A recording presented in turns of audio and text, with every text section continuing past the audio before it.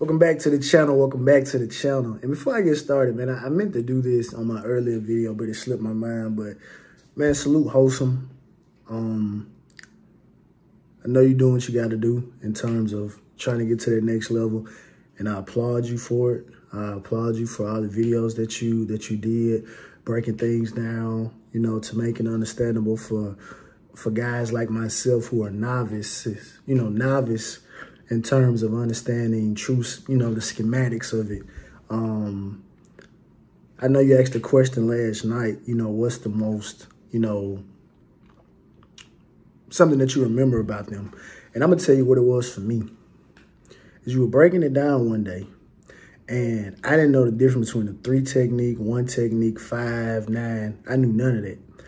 And you broke that down. And then you took it back to the linebackers, and you numbered that too. And so I said, man, I didn't even know that. I've always played in the back four, safety and corner and stuff like that. But so I really appreciate you for that, man. You know what I mean? And I hope you do become a P5 head coach one day. Hopefully you are the successor to Mario Cristobal, and hopefully he has a successful tenure here at the University of Miami. So salute Wholesome. So I was watching Coach Coop today, and Coach Coop asked a question that I had been thinking about for a while now. And that question is, does the spring game really even matter? I mean, does it really matter? And honestly, with the way that the depth is set up right now with the team, early enrollees, looking to get playing time, I think it's beneficial for them. We're dealing with some injuries.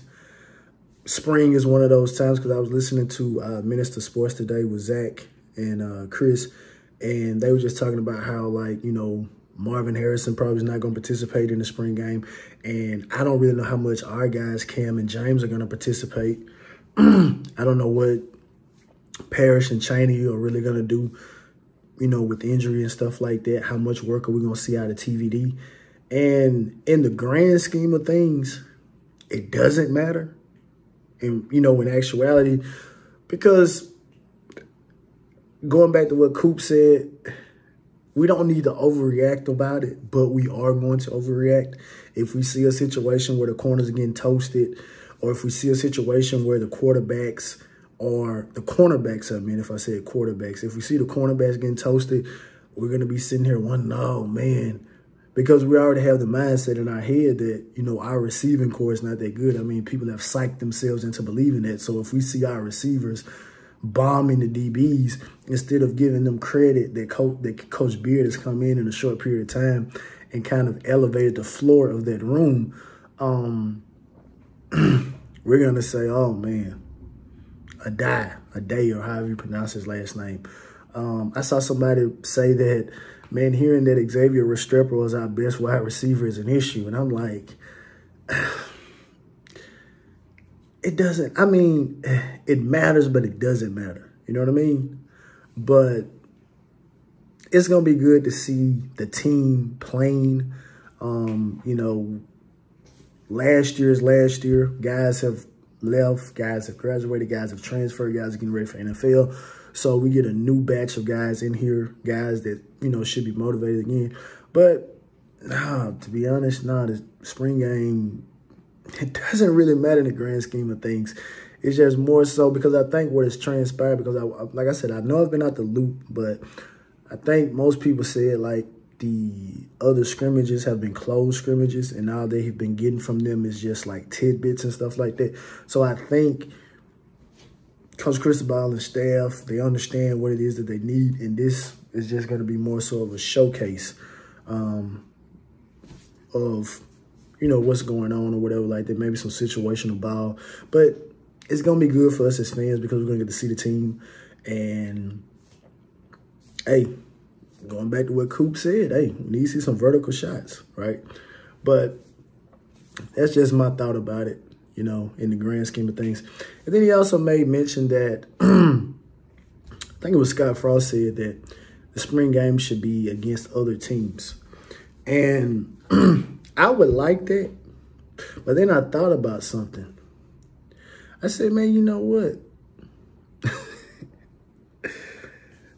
With this NIL stuff, man, and not obviously not playing against another P5 school, even though that would probably be the best. But if you're playing against let's say a FAU, FIU or something like that, and that guy could be a starter for FIU, FAU or something like that, and if he is having a semblance of success or something against us, it could be a situation where after spring, he could transfer to the University of Miami. You're taking something away from another school because what you're doing against a small school is you're like evaluating some guys and say, you know, we're weak right there and he's doing this against our guys. Hey, let's make a run at him. Because, you know, the portal is open at the spring. So that was my thought about it. Even though it would be good competition, you know, because what it would turn into is maybe some guys that the University of Miami, or even, you know, you got Florida, they may do it against, I don't know, maybe a team out of Georgia or something. Tallahassee's in a position where maybe they could do it against a Jacksonville State or something like that. I mean, just however it goes. And they could go in and say, man, those guys can play, and take them from those teams. So even though they're doing that now, but I just think that would be it would just turn into an evaluation. Because I think in most instances, the P5 team would have the advantage in terms of the structure of it. So maybe if it's a situation where they may be looking and say, hey, that's a guy that, you know, maybe we want to look at. So let's put him in some situations and see how he handles. Let's say they got a corner. Okay, let's go ahead and do some one-on-ones. Let's put our best guy out there. Hey, we want to see, you know, him. That's our best guy. Let's see what he does. And if he looks good, it could be a situation where he may have an opportunity to come and play for the P5 school. But that would be my only reason why I would think, like, it would probably cause some tension between some of the other coaches, because they're like, man, the P5 schools are still our best players. You know what I mean? They just turned it into like an evaluation of talent, right? But it is what it is.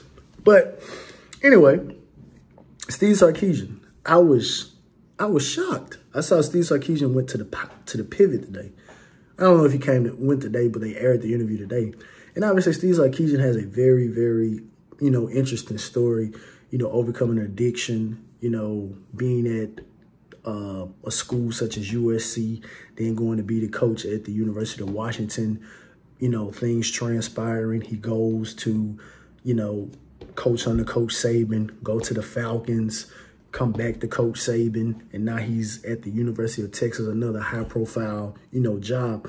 So that's probably a story that a lot of people can hear, they want to hear and see how he was able to persevere.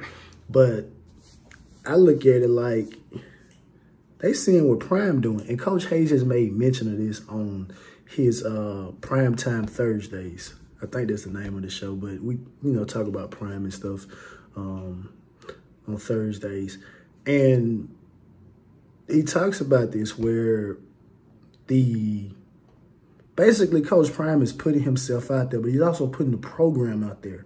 Now, I didn't watch the Coach Sarkisian interview, and he may have not made mention of the University of Texas, but I do think that that does go a long way, because these people, you know, they look at this type of stuff and they study it. And you got to look at a situation like, we can't be Deion, right?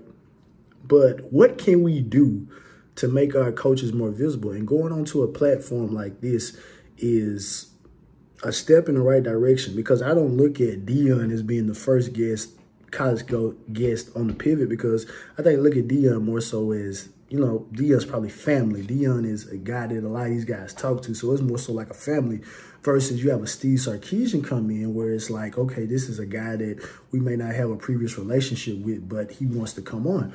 So it'll be very, very interesting to see if other coaches that are in positions like a Steve Sarkisian, right? I don't see a situation where a Kirby Smart or a Jimbo Fisher or, you know, Ryan Day, even Dabo Swinney. I don't see a situation where coaches like that would go on there. But I do see a situation where maybe you have a I don't know, maybe a Matt Rule,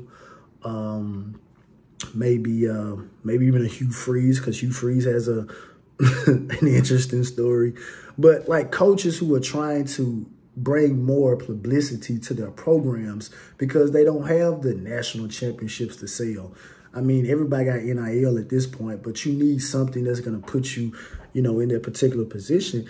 And I think that Coach Sarkisian, and obviously, of course, I can see a Lane Kiffin, you know, potentially going onto a show like that, maybe The Pivot or what the show with Brandon Marshall or something like that, or maybe even go on Club Shay Shay or something like that. But I really do think that this is going to be very, very interesting because I think, again, going back to Coach Hayes, Coach Prime has opened a door that other coaches have to get into this.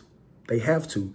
And Steve Sarkisian is the first one to do it. I'm sure if someone bet me, say, Shad, I bet you $100. Who do you think will be the first collegiate coach that may venture onto one of these broadcasts? And I would have said, honestly, I probably would have said Mike Loxley. I mean, just being honest, I would have never guessed Steve Sarkisian.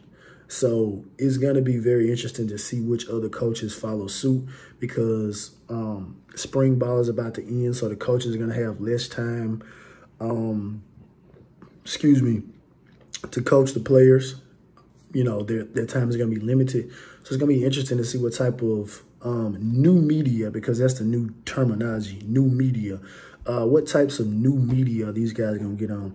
I mean, honestly, and I think this would be the best thing in the world if Coach Cristobal were to sit down with one of the many YouTube content creators for the University of Miami. Not myself, because I don't think I'm a little too I don't think I'm dressed up enough in terms of just the way that I am to conduct something like that. But seeing them go on something like maybe Footballville, Coach Hayes, Coach Coop, or something like that, even, you know, like U-Talk or even on one of, you know, like Flow, you know, show. And I'm not talking about just a 10-minute spot. I'm talking about sit down, talk an hour, you know, to bring the fan base a lot closer to you versus just sitting down with Joe all the time, or, you know, doing one of the bigger media outlets like a 247 or something like that. But, you know, sitting down with one of the guys